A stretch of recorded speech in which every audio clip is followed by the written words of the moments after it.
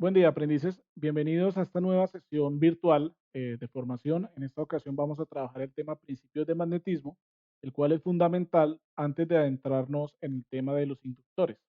Como les había dicho en una clase anterior, los condensadores almacenan energía en forma de voltaje gracias al principio de campo eléctrico, mientras que los inductores almacenan energía en forma de corriente gracias al principio o gracias al campo magnético.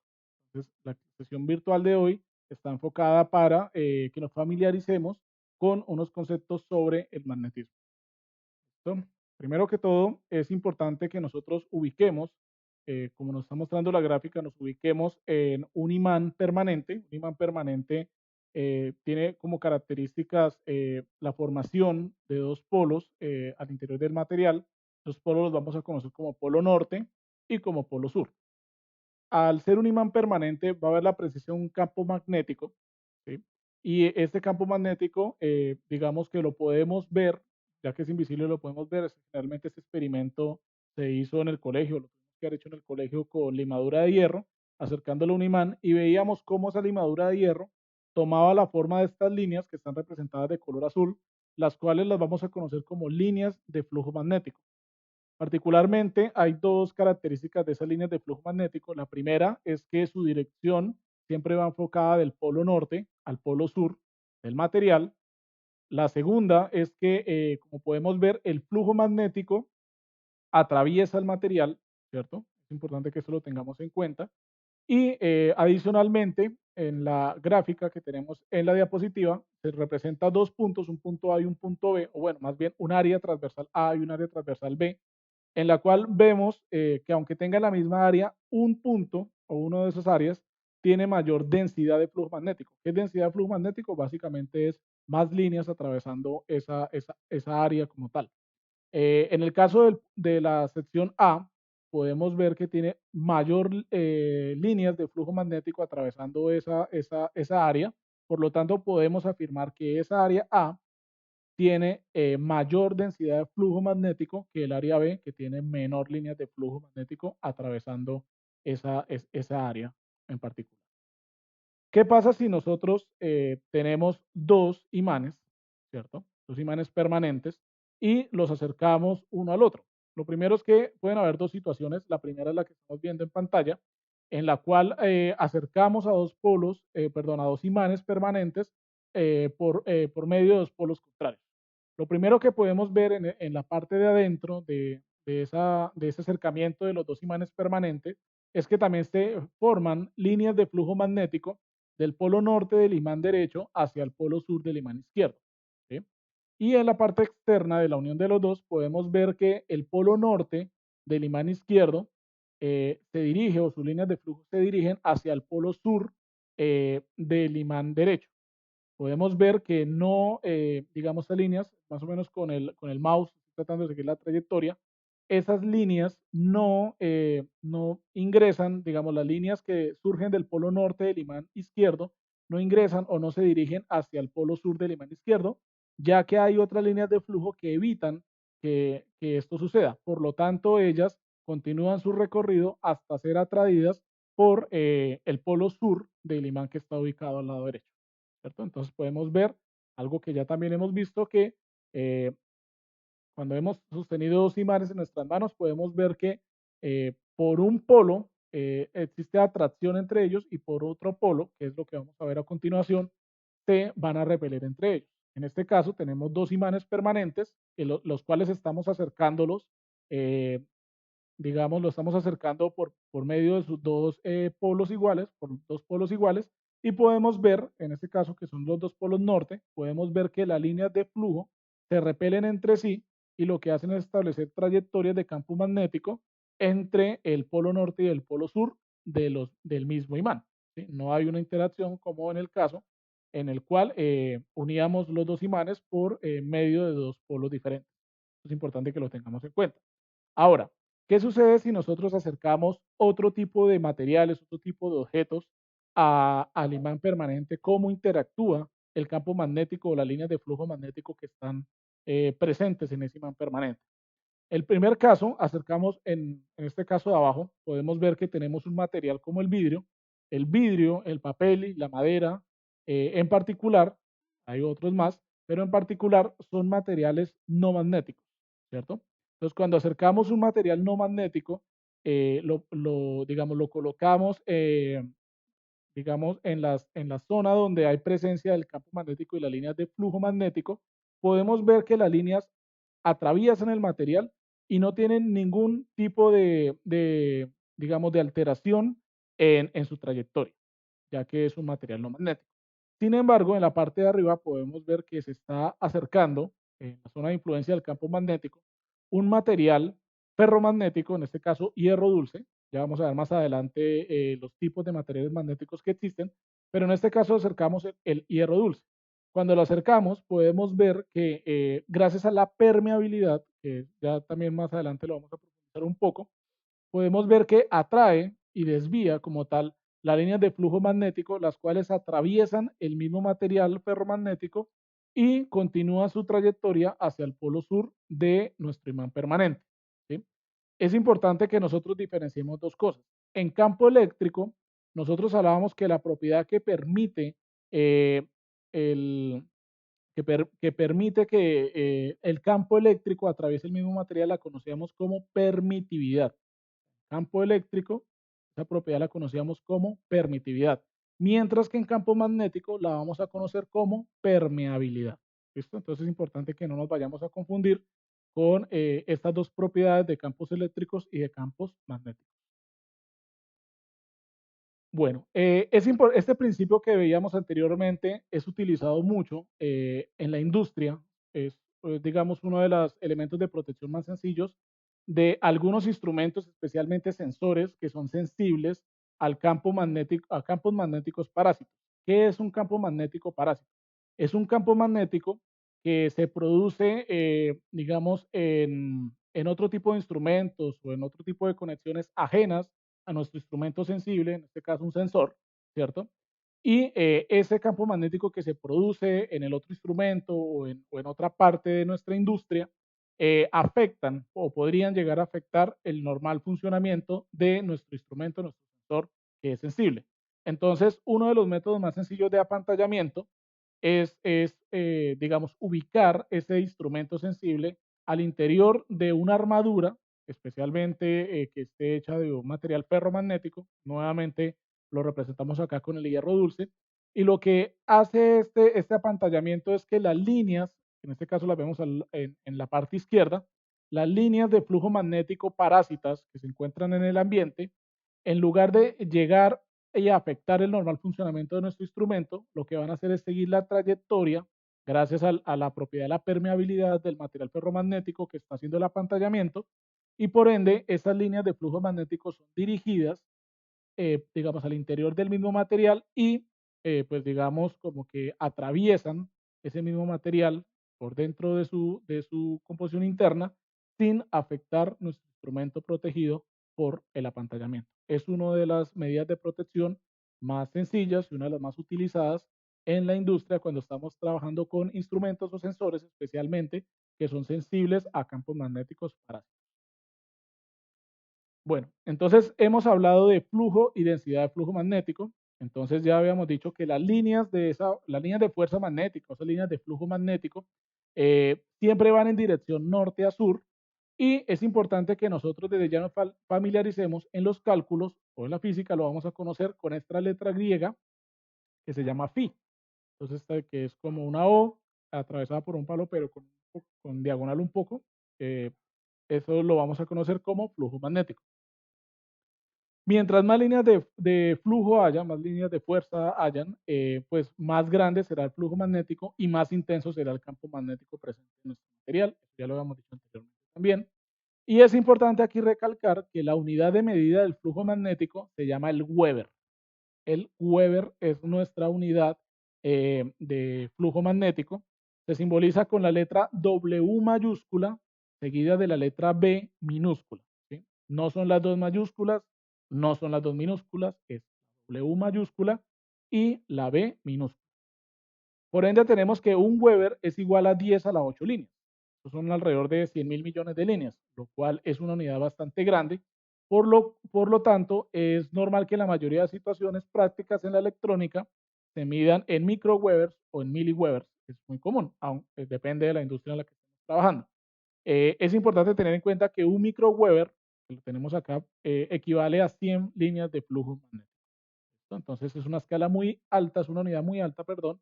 Por lo tanto, es normal que la simbolicemos en microwevers o en miliwevers.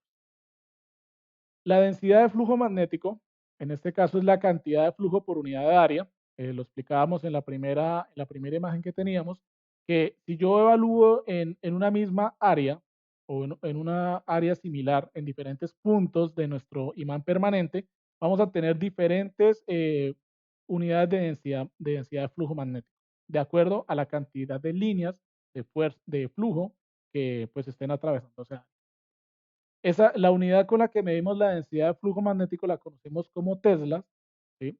Es en homenaje al físico, al electrónico muy prodigioso Nikola Tesla, del cual vamos a hablar más adelante también. Y un Tesla equivale a un Weber sobre metro cuadrado, ¿cierto? Entonces, en lugar de escribir Weber sobre metro cuadrado, sencillamente hablamos de Teslas. eh, y es importante que también entendamos que la densidad de flujo magnético se simboliza con la letra B mayúscula, ¿sí? Y la densidad de flujo magnético es igual al flujo magnético sobre el área en el cual nosotros queremos evaluar la densidad de flujo magnético. Entonces, nuevamente, la densidad de flujo magnético la simbolizamos con la letra B mayúscula, su unidad es el Tesla, que se simboliza con la letra T mayúscula, y equivale a un Weber sobre metro cuadrado. Por lo tanto, la densidad de flujo magnético, B, es igual al flujo magnético, pi, sobre A, que equivale al área en metros cuadrados. Es importante que no olvidemos que es en metros cuadrados. ¿Listo? Entonces tenemos este caso en el cual nos piden comparar el flujo y densidad de flujo magnético en los dos núcleos magnéticos. Aquí en este caso tenemos uno representado. Fundamentalmente nos dicen que ese núcleo magnético, esta área transversal que vamos a evaluar, tiene en cada lado 2.5 centímetros, ¿cierto? Entonces, también nos dice el ejercicio que cada punto de los que vemos en la gráfica equivale a un microwatt. ¿Listo? Entonces, en este caso, al tener 49 puntos en esa área transversal que está representando nuestro núcleo magnético, pues vamos a tener un flujo magnético equivalente a 49 microweber. ¿Listo? Posteriormente, como sabemos que debemos dividir ese flujo sobre el área, lo que debemos hacer es hallar el área de esa área transversal, bueno, de esta sección transversal del núcleo magnético. Sabemos que el área de un cuadrado es igual a lado por lado o lado al cuadrado, ya que son iguales. Entonces, en esta parte tenemos que aquí ya se realizó la conversión de 2.5 centímetros a metros. Entonces, lo que hacemos es dividir por 100, dividir en 100, y eso equivale a mover la coma dos espacios a la izquierda. Por lo tanto, la coma que estaba inicialmente aquí donde tengo el cursor, la movemos dos espacios hacia la izquierda y nos queda igual a 0,025 metros. Elevamos eso al cuadrado y nos da 6.25 por 10 a la menos 4 metros cuadrados. Eso lo podemos representar también pues con notación de ingeniería. En este caso aquí apliqué la notación científica que es muy común en física. Cuando ya tenemos el área y el flujo, pues sencillamente nos dedicamos o hacemos el último paso que sería calcular la densidad de flujo magnético. Por lo tanto, dividimos los 49 microwebers por 6,25 por 10 a la menos 4 metros cuadrados y eso equivale a 78.4 por 10 a la menos 3 teslas de densidad de flujo magnético o 78.4 militeslas, que también evidentemente podemos usar esta notación en ingeniería. ¿Listo? Si tenemos ahora un núcleo magnético de esas características, entonces ya no es un cuadrado, sino es un rectángulo, tenemos que hay 72 puntos que representan cada uno de los, pues digamos que equivale a cada uno a un microweber. Por lo tanto, el flujo magnético de esta sección de nuestro núcleo magnético va a ser igual a 72 microwebers. ¿Listo? Calculando el área, sería lado por lado, multiplicamos los 0,025 metros por 0,05 metros, haciendo la conversión de 5 centímetros en metros, y tenemos que es igual a 1.25 milímetros cuadrados o por 10 a la menos 3 metros al cuadrado. Ya saben, 1.25 milímetros cuadrados.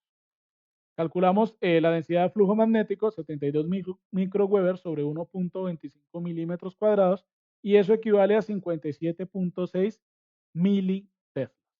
¿Listo? Y esta es la fórmula, una forma muy sencilla, perdón, para calcular la densidad de flujo magnético siempre y cuando pues, nos den inicialmente el dato del flujo magnético, el cual pues se puede medir. Ya más adelante vamos a hablar de las formas para medirlos y de cuál es el instrumento para medir el campo magnético y por ende poder calcular el flujo magnético, la densidad del flujo magnético y la intensidad del campo magnético, que es otro elemento que también podemos. Por ahora, estamos distinguiendo entre flujo y densidad de flujo magnético. ¿Listo? ¿Cómo se magnetizan los materiales? Entonces, les decía anteriormente que existe una clasificación en los materiales magnéticos, que es la que vemos a continuación. En primer momento tenemos los materiales no magnéticos, que serían materiales o elementos que no afectan en absoluto el paso del flujo magnético. En este caso tenemos el vidrio, la madera o el papel, entre otros. Tenemos materiales diamagnéticos, que son materiales débilmente magnéticos, el agua, el plomo, la plata, son materiales diamagnéticos. Tenemos los materiales paramagnéticos, que presentan un magnetismo significativo.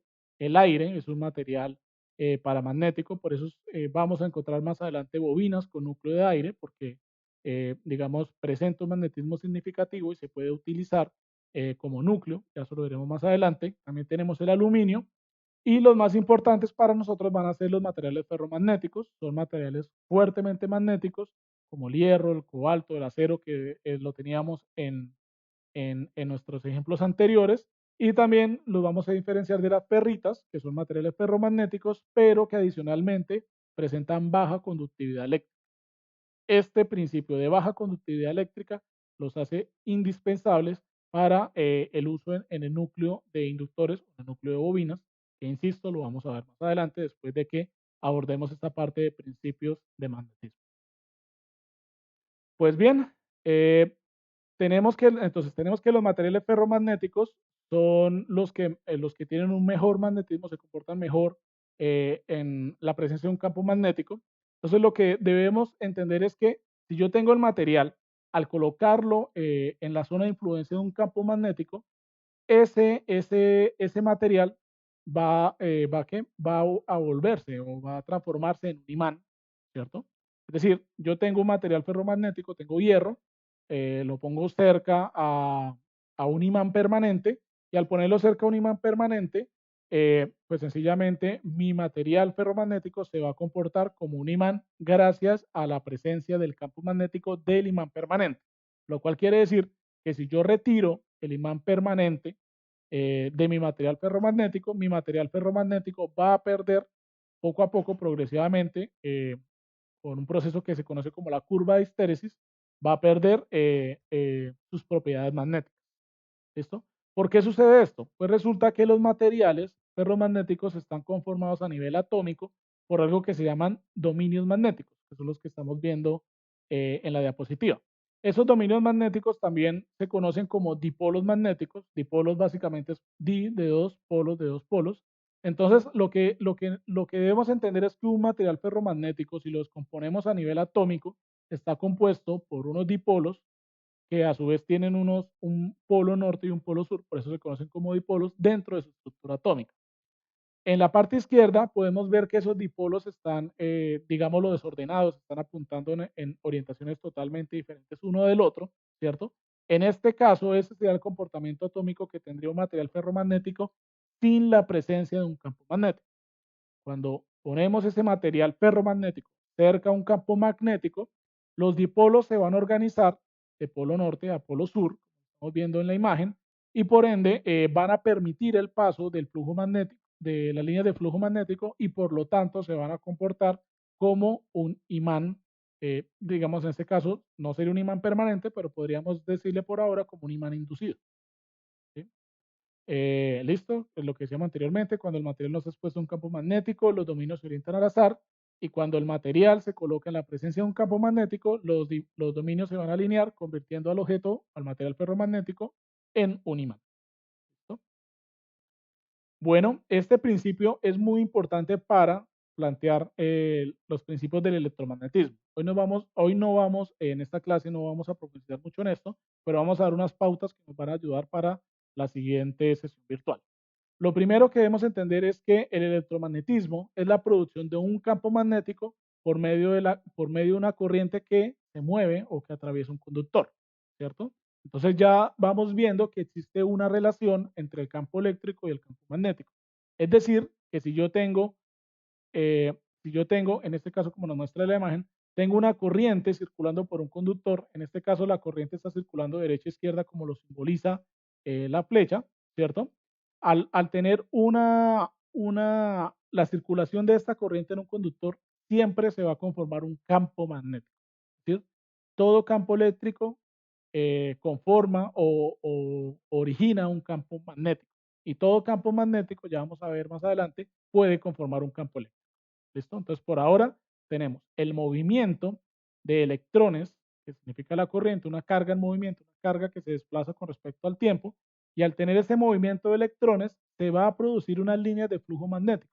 Estas líneas de flujo magnético tienen un patrón circular y concéntrico en el conductor, ¿cierto? Y es importante que nosotros veamos que ahí hay una situación en particular, y es que ese campo magnético que rodea al conductor no tiene polos, no tiene un polo norte y no tiene un polo sur, pero yo puedo determinar cuál es la dirección de esa línea de flujo magnético. ¿Cómo lo hago? Aquí nos muestra esto en la imagen, gracias a el principio básico de la regla de la mano derecha. Es importante que desde ya nos vamos familiarizando en el magnetismo con la regla de la mano derecha. Esta es por ahora la versión sencilla, pero es importante que lo tengamos en cuenta. ¿En qué consiste? La regla de la mano derecha me permite determinar cuál es la dirección de las líneas de flujo magnético. Lo que yo debo hacer es acercar mi mano derecha, por eso se llama la regla de la mano derecha, y con el dedo pulgar voy a representar o lo voy a orientar, lo voy a ubicar en la dirección de la corriente eléctrica. ¿Cómo yo sé cuál es la dirección de la corriente eléctrica? Pues de forma muy sencilla. Si yo tengo una alimentación externa de ese conductor que estoy viendo en la imagen, pues por medio del terminal negativo y positivo de la batería puedo determinar cuál va a ser la dirección del flujo eléctrico. En este caso, pues ya sabemos que de forma convencional hemos dicho que la dirección de la corriente eléctrica se establece de menos a más, por lo tanto de menos a más en esta batería, tenemos una corriente eléctrica que tiene este sentido, ¿cierto? De derecha a izquierda, como lo están viendo ustedes. Entonces, en la imagen nos muestran que el dedo pulgar de nuestra mano derecha lo vamos a ubicar en dirección de la corriente eléctrica, de la dirección de la corriente eléctrica, y con los dedos, con los posteriores dedos, con los 4 dedos restantes, digámoslo como haciendo una curvita, ellos nos van a decir cuál es la dirección del flujo magnético. Como ustedes pueden ver, en este caso es similar a la dirección que está representada en este gráfico de acá arriba. Por lo tanto, los 4 dedos, si yo los encorvo y les hago como esta curvita, ¿cierto? Que estoy tratando de hacer en la cámara, nos va a arrojar cuál es la dirección concéntrica de las líneas de flujo magnético. En este caso, aquí las podemos ver representadas. Si la corriente tiene la dirección contraria, pues sencillamente las líneas de flujo magnético tendrán la dirección contraria, y esto ya nos representa un comportamiento bastante interesante y bastante útil en los electroimanes. Bueno, les decía anteriormente, existen unas propiedades importantes que nosotros debemos tener en cuenta. Una de ellas es la permeabilidad magnética. La permeabilidad magnética se simboliza con la letra mu, ¿cierto? Es importante que no la confundamos con micro, ¿sí? Este símbolo es el símbolo de la permeabilidad magnética, más no de su unidad. Entonces, ¿qué es la permeabilidad magnética? Es la facilidad con la que un campo magnético puede ser establecido en un material, ¿cierto? De más fácil, mayor permeabilidad magnética, claramente. Es importante desde ya que tengamos una unidad, una constante que, bueno, no una unidad, perdón, es una constante que nos va a servir bastante de la permeabilidad del vacío. La permeabilidad del vacío es la constante 4pi por 10 a la menos 7, ¿cierto? Y aquí ya podemos ver cuál es la unidad de la permeabilidad magnética. Vemos que es una unidad bastante grande, pues bueno, con bastantes datos. La unidad de la permeabilidad magnética es Weber, ¿cierto? Sobre AT por M. ¿Y qué es AT? Amper vuelta.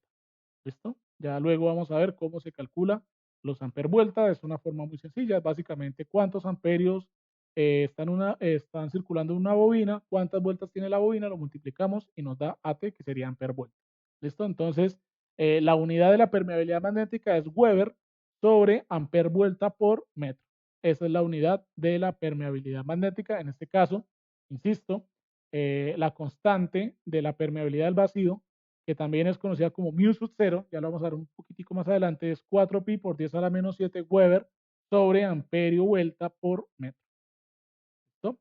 Los materiales ferromagnéticos tienen permeabilidades características cientos de veces, perdón, más grandes que la del aire. Por eso algunas bobinas utilizan el aire, algunas que no requieren una inductancia muy grande. Si quiere una inductancia más grande, pues sencillamente se ubica un núcleo de un material ferromagnético, una ferrita que con baja conductividad eléctrica para tener mayor permeabilidad magnética y por lo tanto mayor campo magnético, mayor presencia de un campo magnético. Es importante que nosotros entendamos que existe una permeabilidad relativa. Entonces está la permeabilidad del vacío, que sería mu sub 0, y la permeabilidad relativa de un material. Yo en muchos casos necesito es la permeabilidad absoluta, que en este caso sería la permeabilidad absoluta, sería el mu solito, ¿cierto? Entonces, normalmente en algunos libros nos dicen, listo, calcule la permeabilidad de un material o de una bobina que está compuesta por determinado material ferromagnético, nos dan la permeabilidad relativa de ese material y yo tengo que calcular cuál es la permeabilidad absoluta, pues sencillamente la permeabilidad absoluta es igual a la permeabilidad del vacío por la permeabilidad relativa de un material. ¿Listo? Es una fórmula bastante sencilla. Les he recomendado siempre que tengan una agenda porque estos datos les pueden servir posteriormente en la parte laboral en el caso de que estén trabajando en industrias que tengan presencia del campo magnético fuerte. ¿Listo? Otra propiedad importante, la dejo aquí anotada, se conoce como la reluctancia. Entonces, si la permeabilidad es la facilidad con la que un campo magnético se establece en un material, la reluctancia es lo contrario, es la oposición al establecimiento de ese campo magnético. Podemos decir que es como la resistencia al campo magnético, ¿cierto? Y esa reluctancia, simbolizada con esta letra R mayúscula, es igual a la longitud de nuestro conductor sobre la permeabilidad absoluta por el área de nuestro conductor. Y así, de esa forma podemos, o bueno, o de nuestro material, podemos saber cuál es la reluctancia del material. ¿Cuál es la unidad de la reluctancia? Es darle la vuelta, es amperio vuelta sobre Weber. ¿Listo? Listo. Otro elemento importante que también debemos entrar a considerar es la fuerza magnetomotriz, conocida como FMM, ¿cierto? Y esta fuerza magnetomotriz se produce ya que como la corriente circula, y ya lo he dicho anteriormente, en la circulación de corriente básicamente son electrones o carga moviéndose, en un conductor se produce un campo magnético, que era lo que explicaba anteriormente. Ese principio o ese fenómeno se conoce como fuerza magnetomotriz. ¿Cómo se calcula la fuerza magnetomotriz de una bobina? Que ya vamos a ver más adelante. Es básicamente N por I. N mayúscula es el número de vueltas, ¿cierto? Aquí lo tenemos, Fm, fuerza magnetomotriz, N mayúscula es igual al número de vueltas de nuestra bobina y la I mayúscula es la corriente en amperios, pues que está circulando por esa bobina, ¿cierto? En este caso aquí tenemos un ejemplo. Entonces una bobina básicamente es un arrollamiento de alambre, un arrollamiento de un conductor. Aquí tenemos lo que estoy tratando de simbolizar con el cursor, perdón. Tenemos esta bobina, este arrollamiento de alambre, este arrollamiento del conductor, se circula una corriente, ¿cierto? Que tiene esta dirección particular, entonces ya viene, entra, gira, gira, gira, gira, gira y sale por este otro conductor. Por lo tanto, aquí se estableció una fuerza magnetomotriz. ¿Cómo se calcula? Pues sencillamente se cuenta el número de vueltas que ha dado esta bobina, ¿cierto? Y se multiplica por la corriente que está circulando sobre la misma. Y así podemos determinar la fuerza magnetomotriz de este bobinado. Aquí podemos ver que este bobinado se está dando en este material. En este material seguramente es un material ferromagnético. Por lo tanto, vemos que las líneas de flujo magnético están atravesando el material que está circulando en el mismo. ¿Listo? ¿Listo? Aquí está explicado lo que decía anteriormente. Entonces, el flujo magnético, ya sabemos que es el flujo, las líneas de las fuerzas del campo magnético, las líneas de flujo magnético, la podemos calcular también como la fuerza magnetomotriz sobre la reluctancia. Y esta fórmula en particular es muy importante y se conoce, algunas personas la llaman como la ley de Ohm del magnetismo, ¿cierto? Donde la reluctancia nos representa la resistencia, la fuerza magnetomotriz nos representa el voltaje y el flujo magnético pues nos representa el flujo de electrones, en este caso la corriente, ¿cierto? Es importante que le tratemos de dar esas analogías. Siempre que nosotros demos analogías, también nos va a facilitar mucho la comprensión de algunos temas y la recordación de los mismos. Es importante, les he dicho que esto tratemos de aprenderlo. Si lo aprendemos, lo recordaremos. Si no lo recordamos, sacamos nuestra agenda de apuntes y pues sencillamente ubicamos rápidamente el tema de magnetismo y ahí vamos a tener la respuesta en el caso que se requiera. ¿Listo? Entonces tenemos aquí un ejemplo. Nos preguntan cuánto flujo se establece en la trayectoria magnética si la reluctancia del material es 2.8 por 10 a la menos 7 amperio vuelta sobre Weber, ¿cierto? Tenemos también, o nos dicen también, que en este bobinado que está sobre este material magnético, este bobinado tiene 500 vueltas y tiene una corriente de 0,3 amperios o 300 miliamperios que está circulando por ella. Entonces, sencillamente lo que debo hacer es, primero, calcular la fuerza magnetomotriz, multiplicar el número de vueltas por la corriente, 500 por 0,3 amperios, eh, eso por el lado de arriba y por el lado de abajo tenemos del denominador de esta fracción, tenemos, ubicamos la reluctancia, que ya nos la da el ejemplo, y tenemos en este caso que el flujo magnético que está presente en este material es de 536 microweber. ¿Listo? Entonces, como pueden ver, es una forma muy sencilla de aplicar esta ecuación y es muy importante, por eso, insisto, la conocen como la ley de Ohm del magnetismo. ¿Listo? Entonces vamos a ver algo sobre el electroimán. El electroimán lo decíamos anteriormente, decíamos que el material ferromagnético sobre el cual está arrollado la bobina, o sobre el cual se encuentra el arrollamiento de la bobina, se convierte en un imán ya que los dipolos se organizan de acuerdo al flujo de corriente que circula por él. Por ende, si yo tengo una dirección, digámoslo, de esta forma, de izquierda a derecha, los dipolos se van a organizar de izquierda a derecha y si yo tengo las corrientes circulando derecha a izquierda, pues los dipolos se van a organizar de derecha a izquierda. Eso quiere decir que si se invierte la polaridad de la fuente de alimentación, se invierte la dirección de la corriente. Y si se invierte la dirección de la corriente, se invierte la dirección del flujo magnético, que es lo que podemos ver en este ejemplo. Aquí tenemos un arrollamiento de alambre, tenemos en este caso un material ferromagnético en forma de U, ¿cierto? Como tenemos una corriente circulando de más a menos, se va a establecer, ¿cierto? Se va a establecer una línea de flujo magnético de norte a sur, que es lo que podemos ver en la imagen. Si invertimos el flujo de la corriente, la dirección del flujo de la corriente, ahora en este caso está el más está por este lado y el menos está por este lado, sencillamente el polo norte del material se va a ubicar ahora al lado contrario, por lo tanto, va a tener una dirección contraria las líneas de flujo magnético. Como les decía anteriormente, este principio es muy importante para muchas aplicaciones que ya vamos a ver más adelante. Ya, ya es más adelante. Entonces, en un primer momento tenemos el solenoide. El solenoide es como lo vemos acá, pues así también se le conoce en la industria. Básicamente es un embobinado, ¿cierto? El embobinado está, bueno, aquí primero en la imagen de la izquierda tenemos pues la carcasa, como lo vemos nosotros desde el exterior. Si eliminamos esa carcasa, podemos ver que es un arrollamiento de alambre. Ese arrollamiento de alambre está sobre un material magnético, ¿cierto? Y ese material magnético, a su vez, si quitamos esa carcasa, podemos ver que en su interior tiene un núcleo, ¿cierto? Tiene un resorte y tiene un émbolo o una parte móvil, ¿cierto? Otro núcleo móvil, seguramente debe ser un núcleo ferromagnético también, pero este núcleo se encuentra fijo, por eso aparece en la imagen como núcleo estacionario, mientras que el émbolo es un núcleo móvil.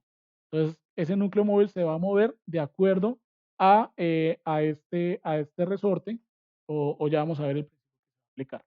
Entonces, lo primero que debemos de tener en cuenta es que si yo aplico, si no tengo una aplicación de la corriente en este caso, que es esta parte que tengo aquí en la parte izquierda, sencillamente el resorte siempre se va a encontrar extendido, por lo tanto el émbolo se va a encontrar extendido, ¿cierto? Extendido de nuestro solenoide. Sin embargo, si hay una circulación de la corriente, de acuerdo a una polaridad establecida que normalmente está estipulada en nuestro solenoide, ¿cierto? Nos estipula dónde debe estar el más y el menos, eh, te va a inducir, bueno, va a haber la circulación de un campo magnético, perdón, de una corriente, de un campo eléctrico, y se va a inducir sobre el núcleo estático, sobre el núcleo estacionario, una polaridad magnética, en este caso se establece un norte y sur, que va a ser contraria a la establecida en el material ferromagnético en el núcleo del émbolo. Por lo tanto, como están en polos contrarios, se van a atraer y el resorte, pues claramente se va a contraer, ya que la fuerza va a ser superior a, digamos, a la fuerza como tal que tiene nuestro resorte. Por lo tanto, el émbolo se va a retraer. ¿Listo?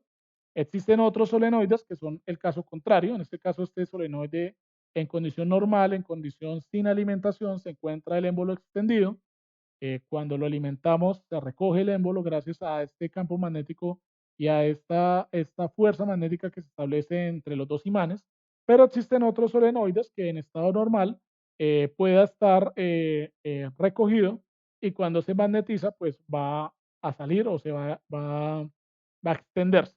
Básicamente, ¿de qué depende esto? Pues de darle la vuelta a este núcleo que se encuentra acá para que se establezca con sur y norte y de norte a norte se repela para que el émbolo se extienda por fuera del solenoide.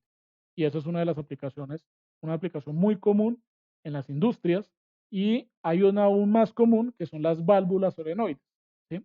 Básicamente es el mismo principio. En esta parte de arriba tenemos tenemos el embobinado, ¿cierto?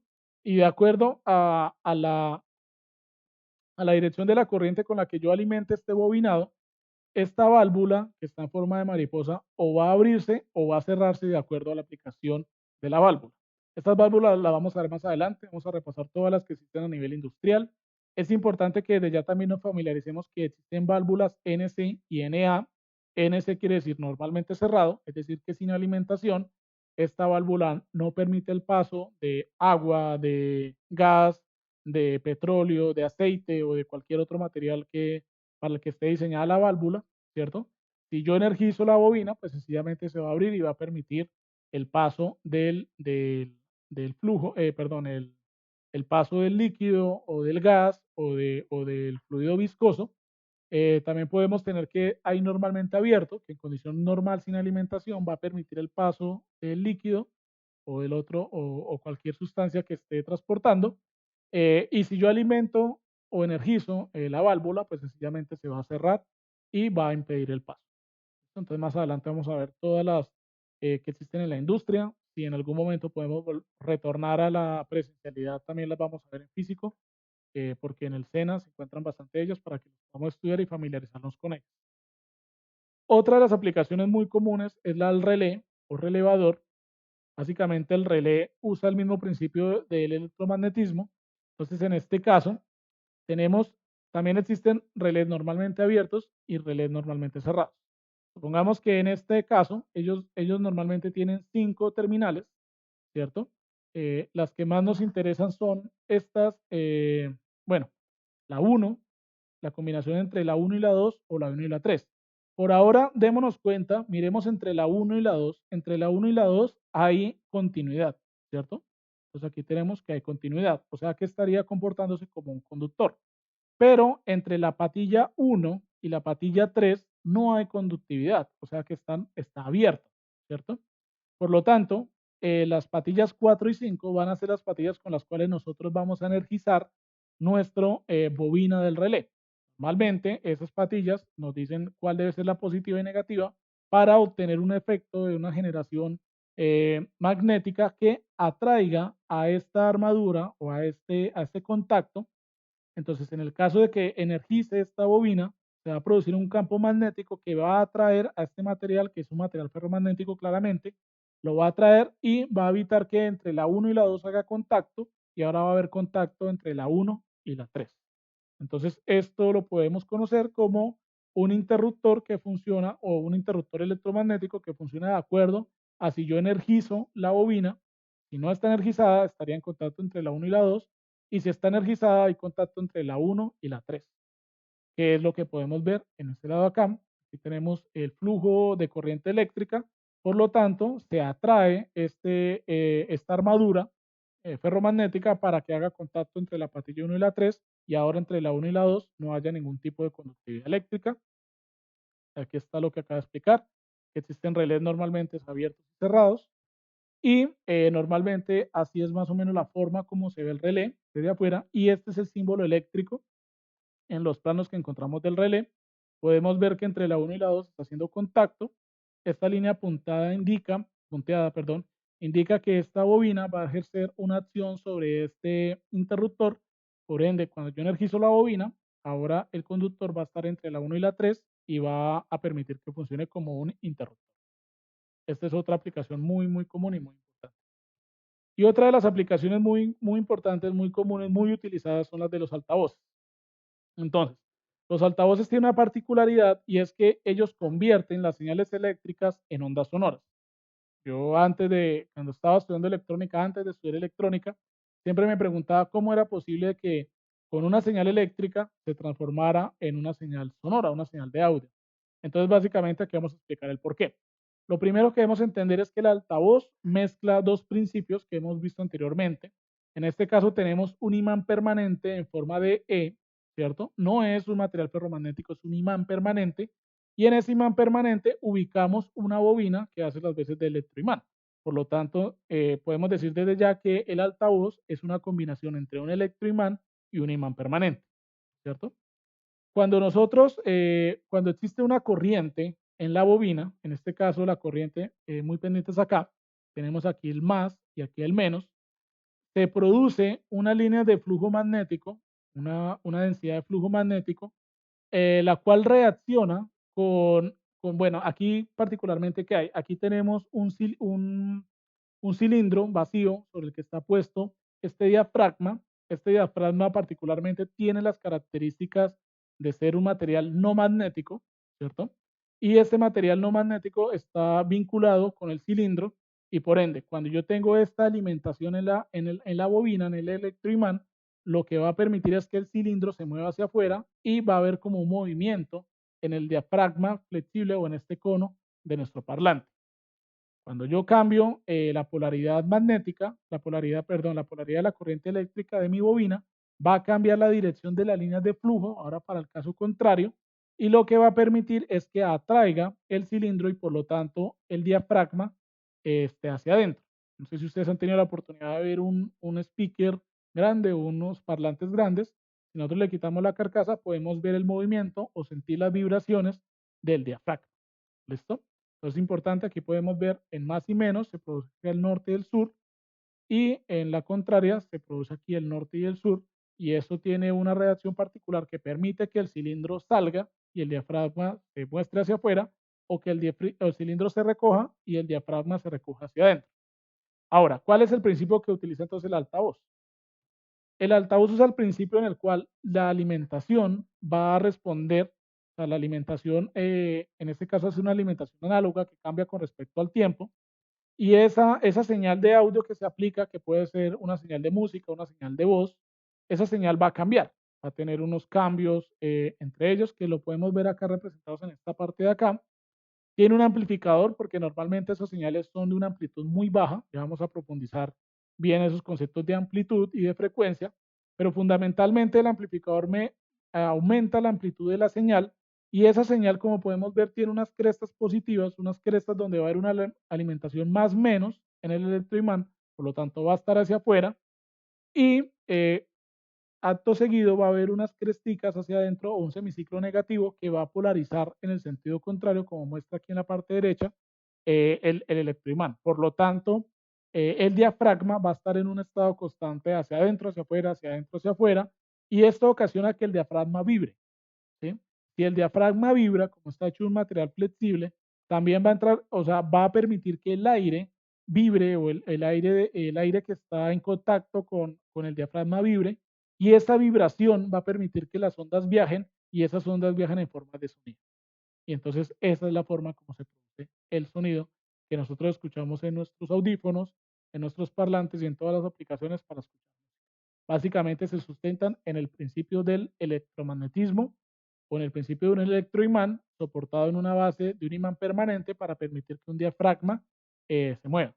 Este es una de las actividades que están en una de las guías de aprendizaje, pues que ya ustedes saben que nos toca postergarlas hasta cuando podamos conseguir los materiales para poder hacer un parlante casero en nuestras casas. Listo, aprendices, por ahora esto era todo el contenido de esta primera clase de principios de magnetismo. Es importante que todos estos conceptos los anotemos, los repasemos, nos familiaricemos para las posteriores clases que van a ser sobre principios de AC y sobre inductancia. Entonces, esto sería todo por hoy. Muchísimas gracias.